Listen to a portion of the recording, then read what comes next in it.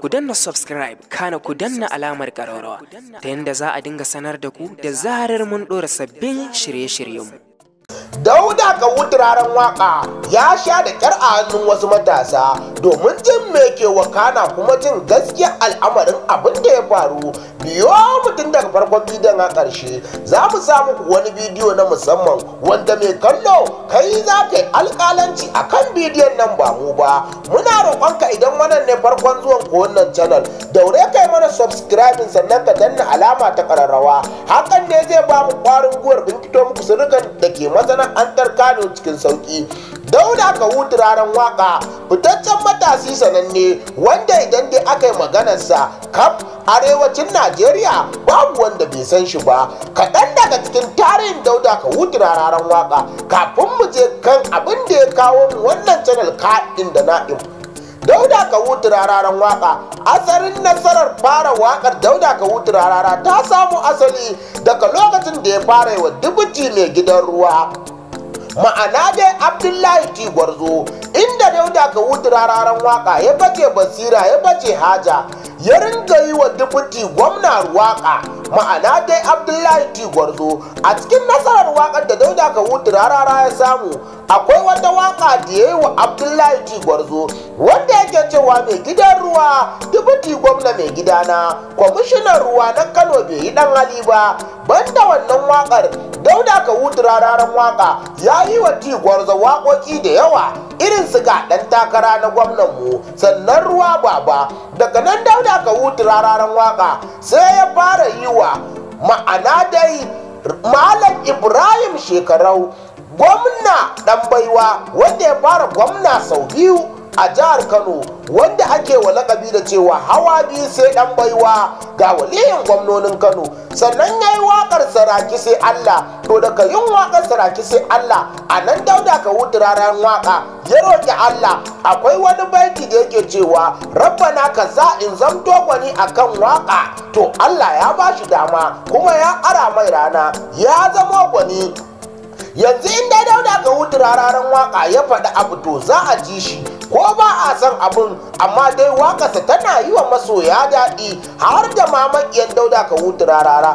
Hakan ne ya fara samu asali ta zuwan Baba Buhari, ma'ana da shugaban ƙasar Najeriya ne yanzu, wanda shi ma ya ƙararrabe sirrinsa ɗabe hawa biyu a matakin jam'iyyar APC, ma'ana da shugaban ƙasa wanda yake shirin tattare kayansa ya sauka mai rabo ya hau. Abinda muka kasa gano, abinda muka kasa fahimta, Dauda ka Rararan waka ya yi wa janar Muhammadu Buhari yaƙi, kama da irin waƙoƙin da ya ringa yi su irin sai ka yi takwas uban su zara, ga Baba Buhari dodar da sauran waƙoƙin da lokaci ba zai ba mu damar mu faɗo su ba. In dai kuna bibiyar wannan mawaƙi ba za ku gaza samun wayannan waƙoƙin ba. Abinda kawai Buhari ya sani kawai Dauda ka Rarara ya mallaka mar, ko kuma Buhari ya yi wa Dauda ka Rarara shugaban sarkin yaƙin neman zaɓensa.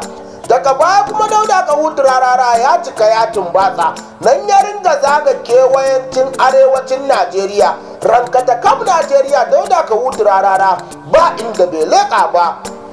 Haka ake cewa Dauda ka Rararan waka yanzu an tsile ga gidan kowa. Daga bisani wannan 2022-21 Dauda ka Rarara lokacin ya kafa kansa ya cika ya tumbatsa, sai ya kiretin ɗin wata ƙungiya mai suna tatin, ma'ana dai 13 ya tattare 'yan masana'antar Kano rankatakaf ya haɗa su guri ɗaya, suka ringa zaga gurin gwamnonin arewacin Najeriya da muryar matasa, ma'ana dai suke magana akan abu ɗaya, shin ga ƙalubalantar abin da suke so. Dauda ka Rarara wannan ƙungiyar ta tatin ta fito da marayu gajiyayyu da marasa ƙarfi, ta fito da mutane ɗaurarru daga gidan birsin.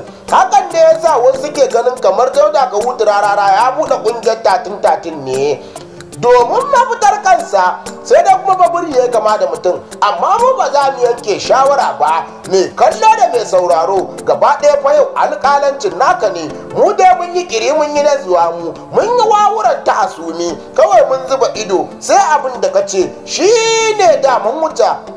muna ci gaba da baku tarihin Dauda Kahutu Rarara kafin mu samu ku wani rubuti da aka ce an yi wa Dauda Kahutu Rarara matasa a jihar Kano. Ina kai kuna karba ku karkada kunnen ku sha labari, ku biya mutum daga farkon bidiyon a ƙarshe domin ku ji yadda aka haiwa a ragaya.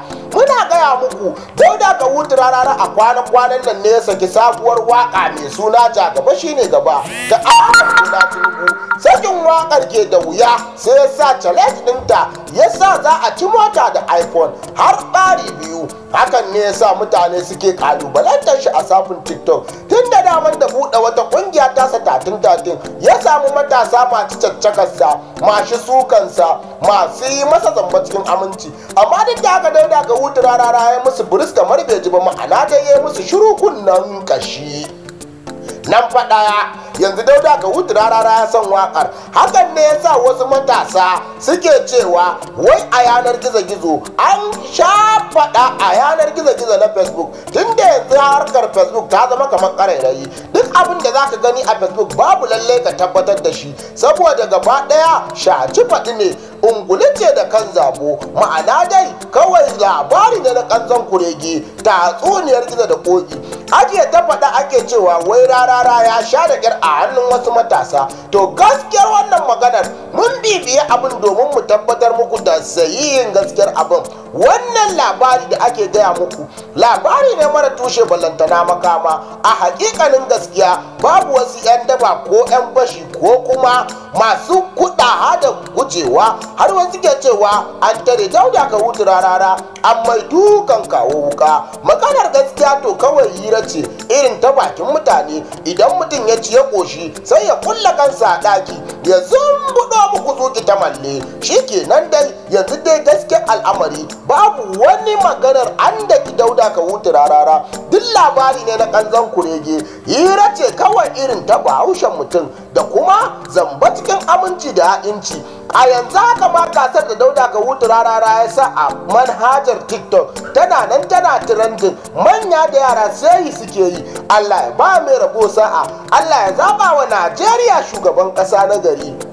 Duk wanda ba zai yi wa Najeriya adalci ba a matsayinsa na shugaban ƙasa, Ubangiji Allah ka kashe shi kafin zaɓe ya zo. Wannan ba mun gode ɗan uwa. Ka ci gaba da bibiyan mu domin kawo muku sayayyen labarai na gaskiya na masana'antar Kannywood da ma duniya baki daya. Mun gode.